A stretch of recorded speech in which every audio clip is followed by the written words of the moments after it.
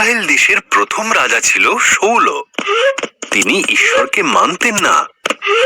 ঈশ্বর তখন তাঁর নবী শমূয়েলকে ডেকে বললেন, যিশয় নামের একজন মানুষকে খুঁজে বার করো, তার এক ছেলেই হবে এ দেশের নতুন রাজা। শমূয়েল যিশয়কে বেথলেহেম শহরে খুঁজে পেল। সে যিশয়ের 7টি পুত্রদের দেখল। তারা প্রত্যেকেই সুপুরুষ এবং শক্তিশালী। এরা নয়। ঈশ্বর বললেন, আমি সৌন্দর্যকে গুরুত্ব দিই না, আমি গুরুত্ব দিই মানুষের অন্তরের সৌন্দর্যকে। যিশয় তার ছোট ছেলে দাউদকে ডেকে পাঠালো। সে তখন মাঠে ভেড়া চড়াচ্ছিল। শমূয়েল তাকে দেখল। ঈশ্বর বললেন, এই সেই পুরুষ। তখন দাউদকে নতুন রাজা হিসেবে অভিষিক্ত করা হলো।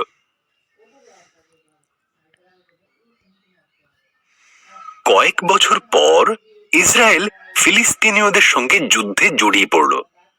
গলিয়াত নামে ফিলিস্তিনীয়দের এক দৈত্য সৈনিক ইসরায়েলীয়দের থেকে এক বীরকে লড়াই করতে ডাকল।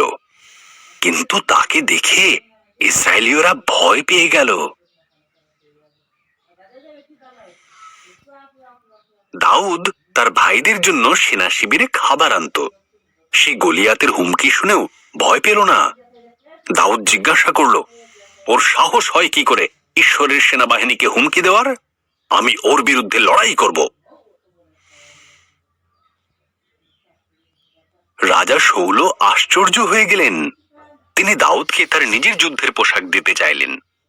দাউদ বলল, না, ঈশ্বর আমাকে বুনো পশুদের মারতে সাহায্য করেছেন, তিনি আমাকে গলিয়াতকে মারতেও সাহায্য করবেন।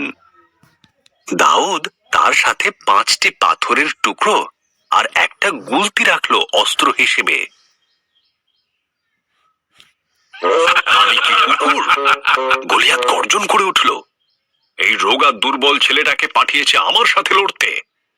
তা শুনে দাউদ বলল, তোমার কাছে বর্শা থাকতে পারে, কিন্তু আমার কাছে আছে ঈশ্বরের আশীর্বাদ।